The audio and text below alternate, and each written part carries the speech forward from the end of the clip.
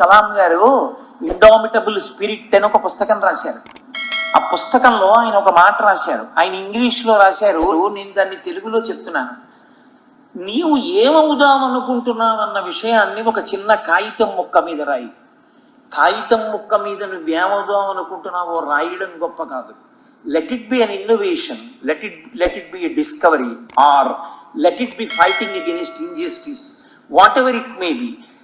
You just write it on a piece of paper, but you should also make use of the time and make proper endeavor, so that on one day that piece of paper on which you have written your inclination will be a part of the world's history, or all Indians will feel proud of your achievement and it becomes a page in the history of our country. And రాశారైనా మీరు చిన్న కాగితం ముక్క తీసుకుని నేను ఇది అవుదాం అనుకుంటున్నాను జీవితంలో అని వ్రాసిన దాన్ని గాలికి వదిలిపెట్టకుండా అది మీరు కాగలరన్న నమ్మకంతో మీరు నిరంతర ప్రయత్నములు చెయ్యడము ప్రారంభము చేస్తే మీరు ఒక కాగితం ముక్క మీద ఒకనాడు వ్రాసుకున్నటువంటి ఆ కాగితపు ముక్క ప్రపంచ చరిత్రలో ఒక పుట కావచ్చు, భారతీయులు గర్వపడేటటువంటి భారతీయ చరిత్రలో ఒక పుట కావచ్చు.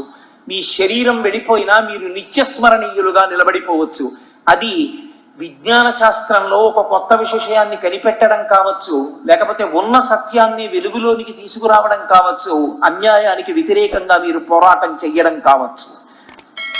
నిజంగానే మహానుభావుడు చిన్న వయస్సులో రామేశ్వరంలో రైల్వే స్టేషన్లో ట్రైన్ వెళ్ళిపోతున్నప్పుడు రన్నింగ్ ట్రైన్లోంచి విసిరేసినటువంటి న్యూస్ పేపర్స్ బండిల్స్ కలెక్ట్ చేసుకుని సైకిల్ మీద ఇంటింటికి రామేశ్వరంలో పట్టుకెళ్ళి వేసి ఆ పేపర్లు స్కూల్ నుంచి సాయంకాలం వచ్చిన తర్వాత సైకిల్ వేసుకుని మళ్ళీ వెళ్ళి పేపర్ బిల్ కలెక్ట్ చేసి అమ్మ కాల్చి పెట్టినటువంటి గోధుమ రొట్టెలు తిని కాలేజీలో చదువుకుందాం అనుకున్న రోజున మెడ్రాస్ ఇన్స్టిట్యూట్ ఆఫ్ టెక్నాలజీలో ఆయనకి సీట్ వస్తే చదువుకోవడానికి డబ్బులు లేక కాలేజీ ముందుకెళ్ళి ఇలా నిలబడి చూసి వచ్చేస్తే తన సోదరి అయినటువంటి జోహరా తన చేతి గాజులు తీసి తాకట్టు పెట్టి డబ్బిస్తే, నువ్వు ఎంత నా మీద నమ్మకంతో నేను చదువుకోవడానికి డబ్బిచ్చావో ఆ గాజుల్ని నేను కష్టపడి చదువుకుని స్కాలర్షిప్తో విడిపించి నీ చేతికి గాజులు వేస్తానని ప్రతిజ్ఞ చేసి అంత కష్టపడి చదివాడు మహానుభావుడు. ఏ సామాన్యమైన చదువు కాదు. ఆయనే వ్రాసుకున్నారు ఒక చోట వింగ్స్ ఆఫ్ ఫైర్లో. నాకు ఎప్పుడో చదివిన విషయం, కృష్ణ అయ్యర్ అని ఒక ప్రొఫెసర్, ఆయన అకస్మాత్తుగా ఓ రోజున పిలిచారు నలుగురు విద్యార్థుల్ని, అబ్దుల్ కలాం గారు అందులో ఒకరు.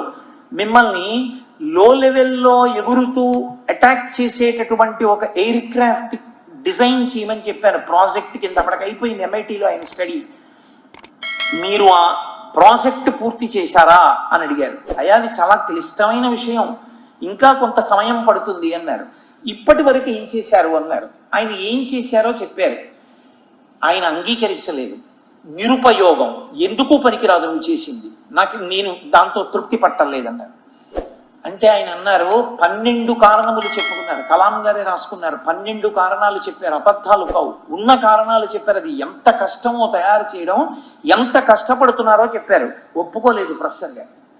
ఒప్పుకోకుండా ఆయన అన్నారు, ఇవాళ శుక్రవారం, ఈ రోజు మధ్యాహ్నం నేను నీతో మాట్లాడాను, నువ్వేం చేస్తావో నాకు అనవసరం, నీకు 3 రోజులు టైం ఇస్తున్నాను. సోమవారం నాడు ఉదయానికి నువ్వు ఆ ఎయిర్ క్రాఫ్ట్కి సంబంధించిన ప్రాజెక్ట్ నాకు చూపించాలి. నువ్వు అలా చూపించకపోతే నీ స్కాలర్షిప్ ఆప్ చేసేస్తానన్నాడు. నేను ఇప్పటికీ మర్చిపోను. ఆయన వాడిన మాట ఏమిటో తెలుసా? Scholarship was my life line అని రాసుకున్నారు.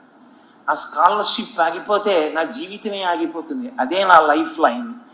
నా స్కాలర్షిప్ మీదే నేను ఆధారపడ్డాను, అది ఆపేస్తానన్నారని ఆయన బెంగ పెట్టుకోలేదు. ఉద్యోగం, ప్రయత్నం. రూమ్లోకి వెళ్ళి బ్లాక్ బోర్డ్ మీద చాక్ పీస్ తీసుకుని మొదలుపెట్టారు. శుక్రవారం నాడు మధ్యాహ్నం బ్లాక్ బోర్డు ముందు నిలబడినటువంటి వ్యక్తి శనివారం నాడు సూర్యోదయం అయిపోయింది. అయిపోయిన తర్వాత ఇక కాళ్ళు నిలబడలేని స్థితికి వచ్చాయి. 1 గంట సమయమే తీసుకుంటానని కాలకృత్యాలు తీర్చుకొని స్నానం చేసి కొద్దిగా పలహారం చేసి మళ్ళీ బ్లాక్ బోర్డ్ దగ్గర నించున్నారు. శనివారం పగలంతా అయిపోయింది, శనివారం రాత్రంతా అయిపోయింది, ఆదివారం ఉదయం 9 అయిపోయింది. ఆయన ఎందుకో చాక్ పీస్ కోసం ఇలా తీసుకుందామని చూసేటప్పటికి ఒక వ్యక్తి నిలబడి చూస్తున్నాడు. ఎవరని ఇలా చూశారు. ఎవరు తనని 3 రోజులలో ప్రాజెక్ట్ పూర్తి చేయమన్నారో ఆ ప్రొఫెసర్ కృష్ణ అయ్యరే. అప్పటి వరకు టెన్నిస్ ఆడి టెన్నిస్ సూట్ లో అబ్దుల్ కలాం గారు రూమ్ లోకి వచ్చారు. ఏం చేస్తున్నాడో చూద్దాం, 3 రోజుల్లో చేయమన్నాను, అసలు ప్రయత్నం అన్నది మొదలు పెట్టాడా అని. లోపలికి వచ్చి చూసి ఆనంద భాష్పాలు కారుస్తూ అబ్దుల్ కలాం గారిని కౌగిలించుకున్నాను. ఓ మై బాయ్, ఎంత అద్భుతమైన అచీవ్మెంట్, ఎవరు ఊహించరు. నేను కూడా అన్నాను, కానీ 3 రోజులలో నువ్వు చేస్తావు అనుకోలేదు. ఇంకా ఇవాళ ఆదివారం పొద్దున్న ఎంత గొప్పగా తయారు చేసావయ్యా అన్నారు. ఒకనాడు ఆ ప్రయత్నం ప్రారంభించినప్పుడు సమయాన్ని మరిచిపోయినటువంటి అబ్దుల్ కలాం గారు ఈ దేశానికి రక్షణ రంగంలో ఉపగ్రహాల్ని తయారు చెయ్యడంలో మగ్నమైపోవడంలో తను పెళ్లి చేసుకోవాలన్న విషయాన్ని కూడా మరిచిపోయి మహానుభావుడు అంత పతాక స్థాయిని పొంది భారత రాష్ట్రపతి అయి ఇప్పటికీ పిల్లల దగ్గరికి వెళ్ళి పాఠాలు చెప్తున్నారు. అంతటి మహావిజ్ఞానవేత్త, భారతదేశం గర్వించవలసినటువంటి మహాపురుషుడుగా నిలబడ్డాడు. ఆయన ఈ మధ్య కాలంలో వ్రాసిన ఇండామిటబుల్ స్పిరిట్ అన్న పుస్తకంలో ఆయన అదే వ్రాశారు.